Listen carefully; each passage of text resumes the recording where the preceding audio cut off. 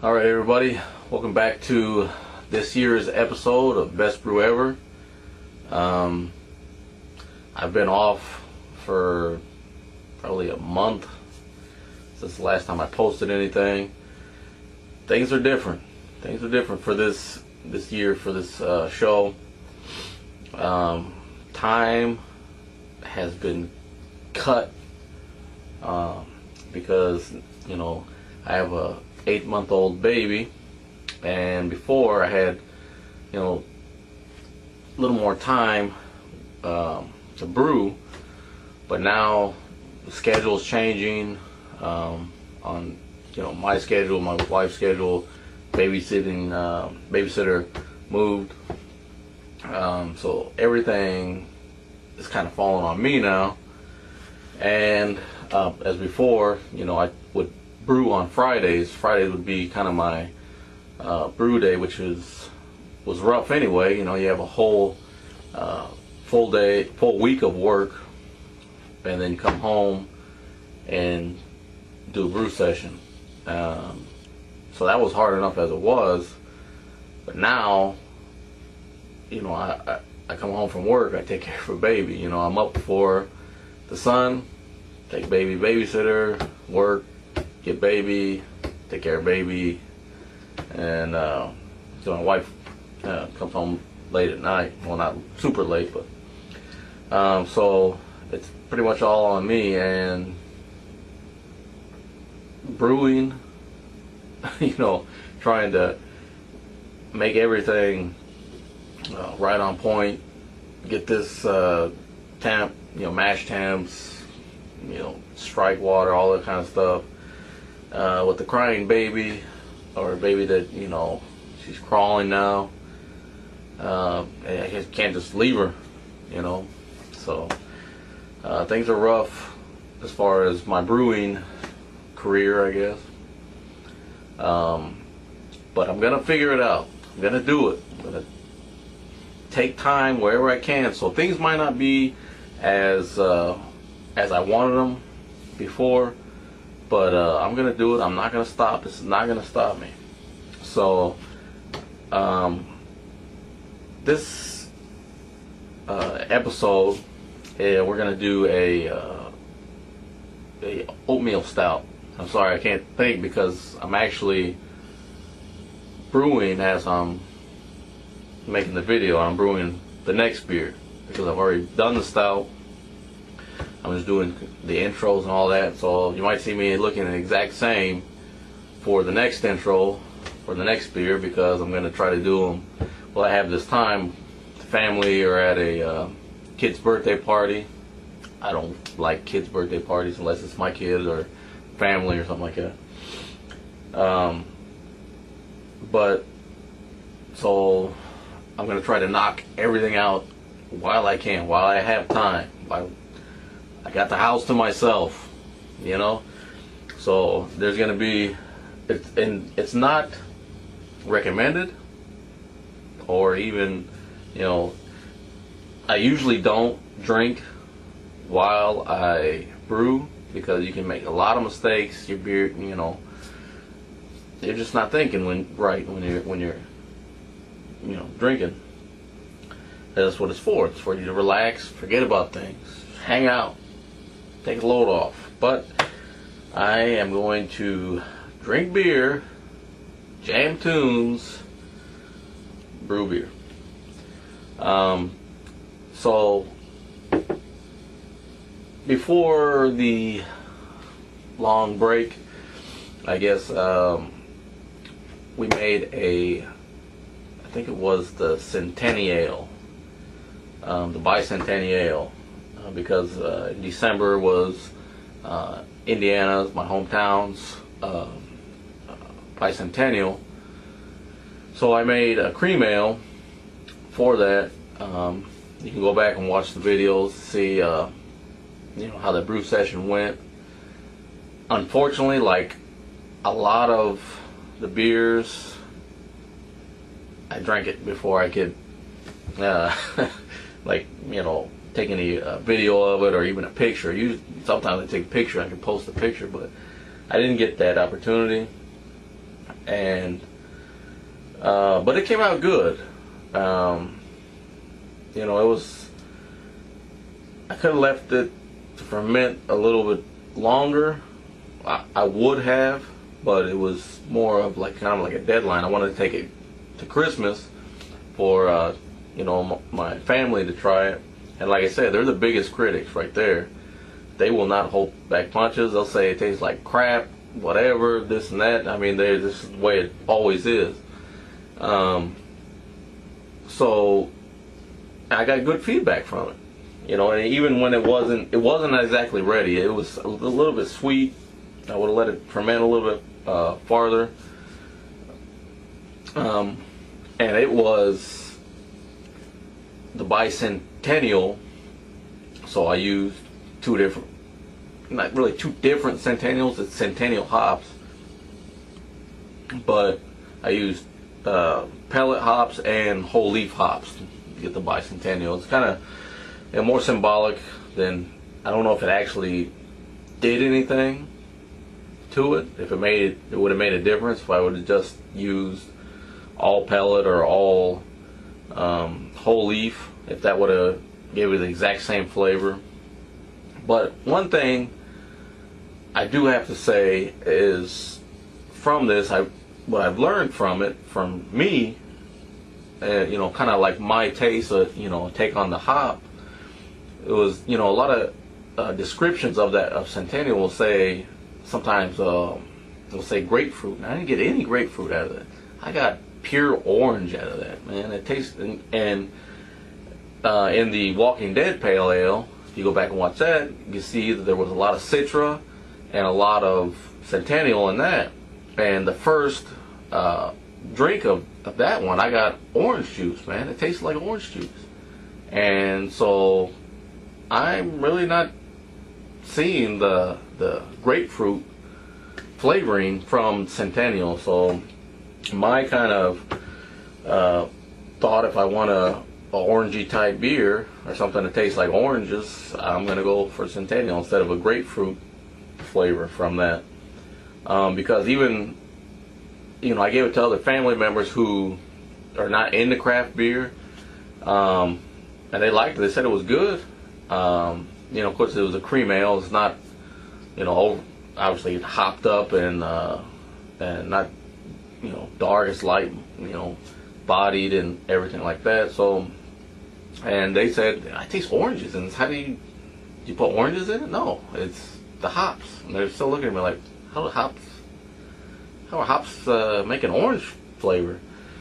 So that's what I'm taking from that. That's what I've learned that from that experience, and it's a good experience. It came out good.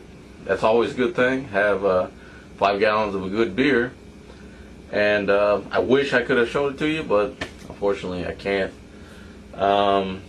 So in this episode, we're gonna do kind of move along with things and do or show the Oatmeal Stout. Now I have to say, I ordered this. I don't want to get this wrong. Wait a second.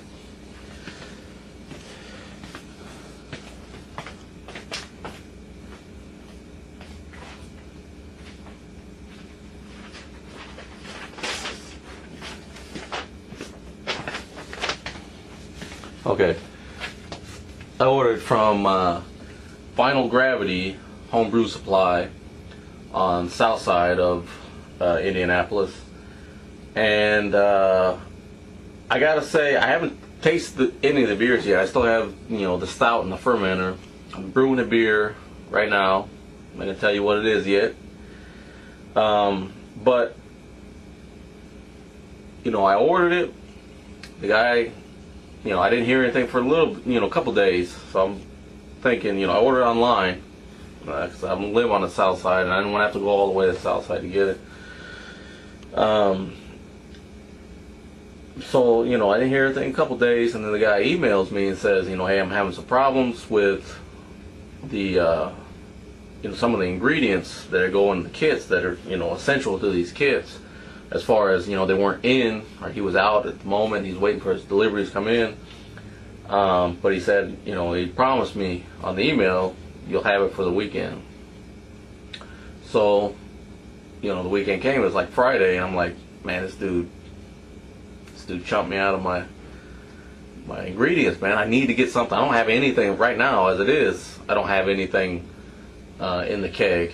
I don't have anything on tap. I'm drinking store-bought beer now because my little challenge is over. So, which kind of sucks that I gotta buy store-bought beer, because I'm gonna start, getting everything on tap. I'm maxing out my kegs. I'm maxing out my fermenters. I don't want to pay for this stuff from retail stores anymore. But so Friday came, and I'm like, man, what am I gonna do?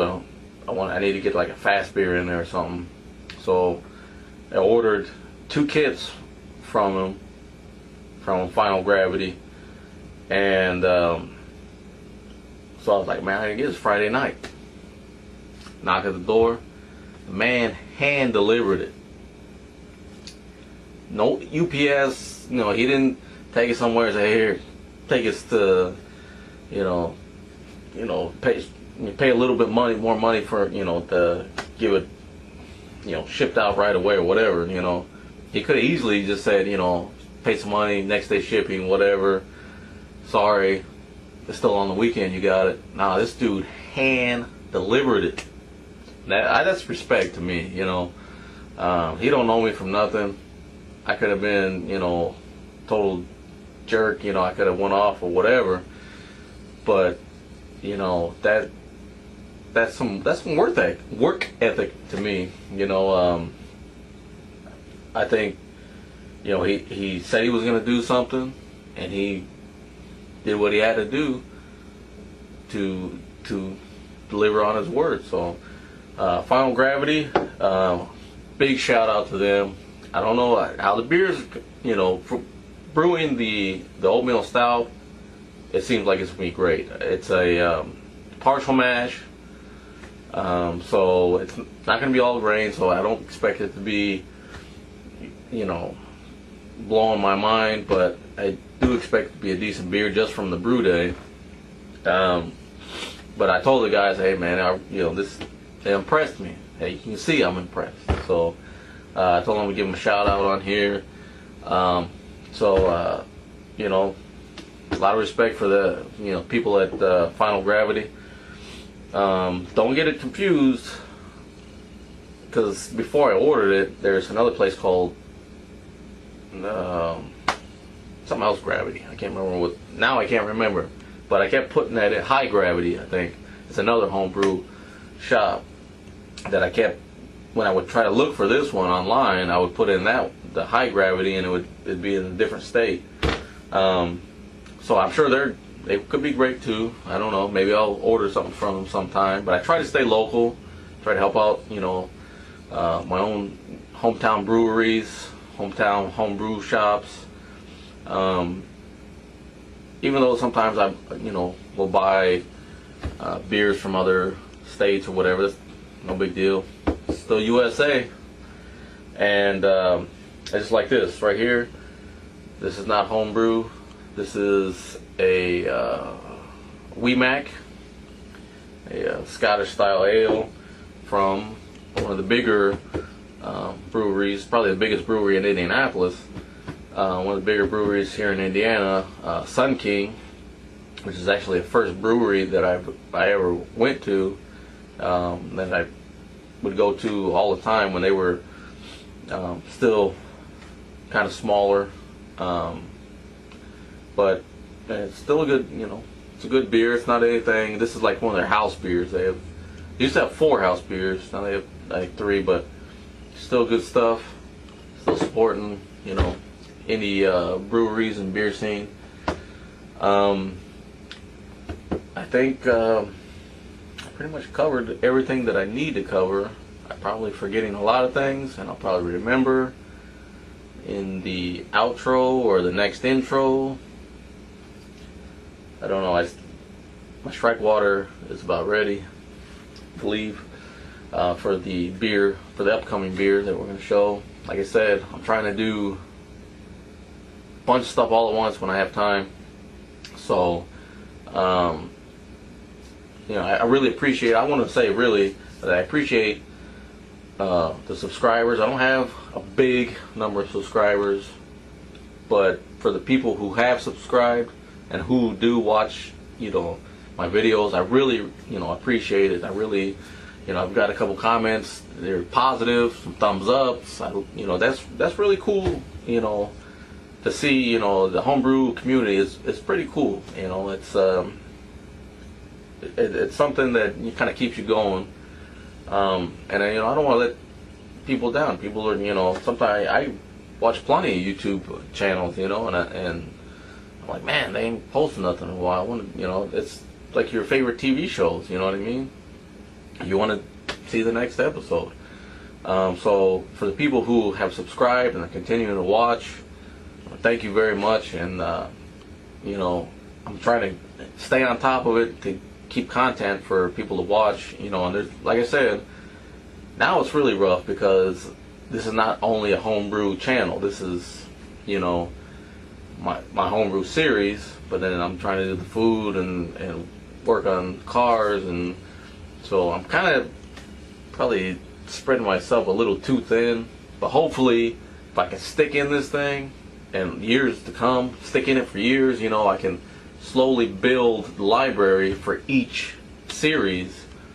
And then people who are new to it, or sometimes you want to go back and watch something else, or maybe you're tired of just watching the homebrew channel, go watch the cooking segments or something, work on cars. I love building stuff. I love sometimes I'll just type on YouTube builds, bar builds, beer builds, building this, how to build that, and just because I just love, creating, and that's, beer is creating.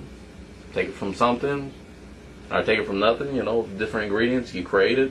The same with cooking. Working on cars, something that's not working anymore. Now you created a better car. So I'm kind of rambling here. So, like I said, I'm gonna go check my strike water. You guys check out the Oatmeal Stout. That's my first Oatmeal Stout that I've ever made, and it's from Final Gravity. So check them guys out. Check out this video. Thanks a lot. Alright, here we have our Oatmeal Stout ingredients. There's the ingredients list and check sheet. We have, you can see here, we have 6 pounds of dry malt extract, Pilsen Light, 1 pound flaked oats, 0.75 pound chocolate malt, 0.5 pound roasted barley, 0.25 Crystal 60, and 1 ounce cluster hops. And then the brewing instructions on the sheet. We got some places to take notes, and it also had some things on there to go over to check the rest of your like a checklist. So to start this one off, we are going to bring as much as you can of water, whatever kind of vessel you have. Leave a little bit of room for this big grain bag here. You don't want to, overflow anything and make a big mess on your stove. But we brought that water up to 155. Turn the heat off, and we just add our grains in the grain bag there for 30 minutes. Make sure they get all incorporated in there. You want to take a little spoon and kind of mess with the grains in there. It's good to make sure they get all soaked. 30 minutes later, I hang it up on the hook there, let all the nice sugars and everything, even though we're not doing a full grain, all grain, excuse me, it's still great in sugars as well as flavors. So just kind of let that drain out of there. If I had it all to do over again, I think I would maybe take in the grain bag and try to sparge in another vessel, because there was still a ton of sugar in all these grains and a ton of flavor and color. So other than just discarding the grains after that, I would have done something and try to extract more in another vessel, but I didn't follow instructions. And after you get your grain bag out of there, still with the heat off, dump in your 6 pounds of dry malt extract, Pilsen Light, and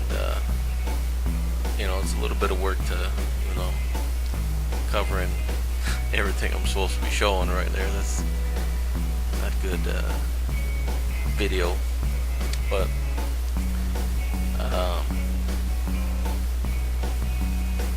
just kind of stirring. I took the thermometer out of there because it keeps getting knocked over, but just stir constantly until you get all those marshmallow like sugars dissolved into your wort.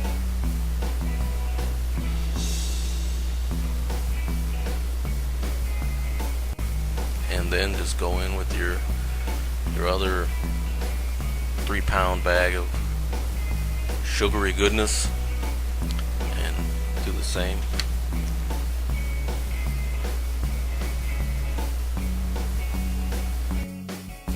Now after you got all your dry malt extract good and incorporated into your wort, make sure you get all the the bottom too, not just the sugars that are clumped up and started floating on top. Make sure you get the bottom, because it's going to scorch, and you want all that to be nice and incorporated into your wort, so the yeast have something to eat.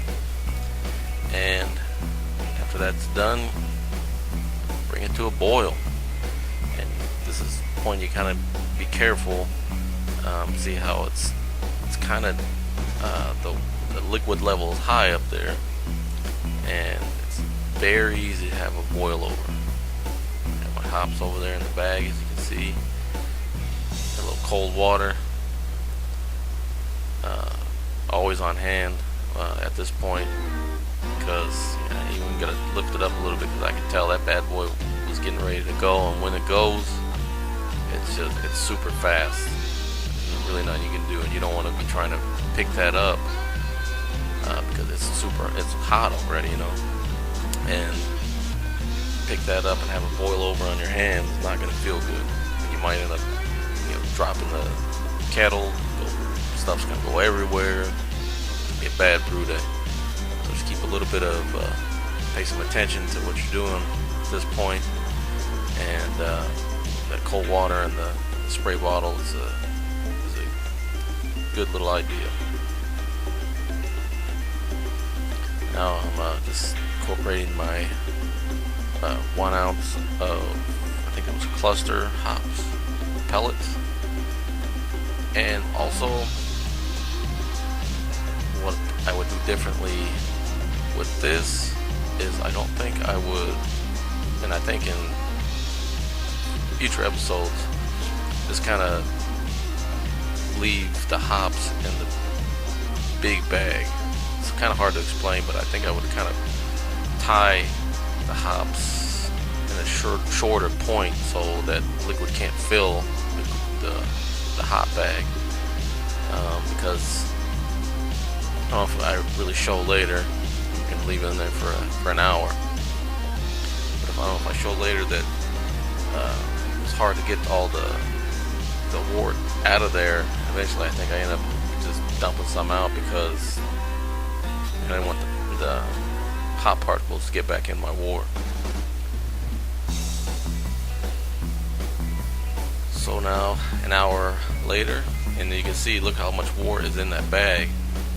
And I tried, hung it up, tried, a lot of different things, poking at it, whatever. I couldn't get the liquid out of the wort out of there, and that's a lot of liquid. That's what, a couple cups. That's a whole other beer, So that sucked. But as you can also see, I have my chiller sanitizing in there now. It's time for cool down.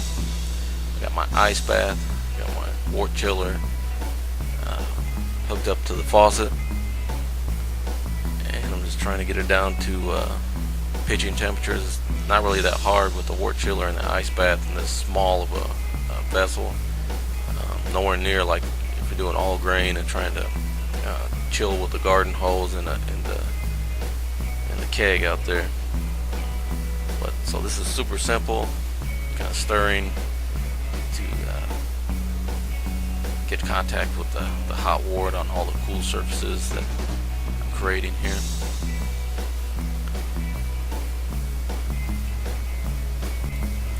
And after it's cooled down to where I want it, I'm actually gonna fill up the rest of the fermenter to the 5-gallon mark, or you can do 5.5, however you want to do it. I think on this one I just went to 5 gallons.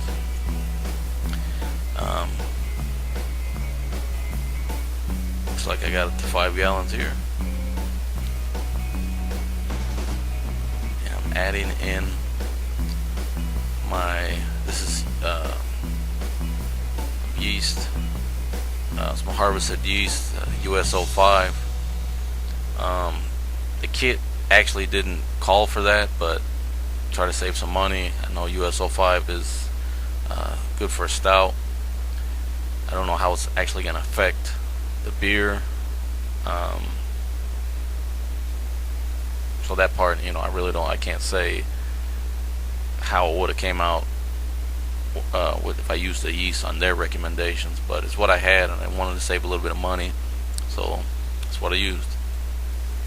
Now with the yeast pitched, slap on your lid, your airlock, fill it up with sanitizer, and our brew day has come to an end. Click.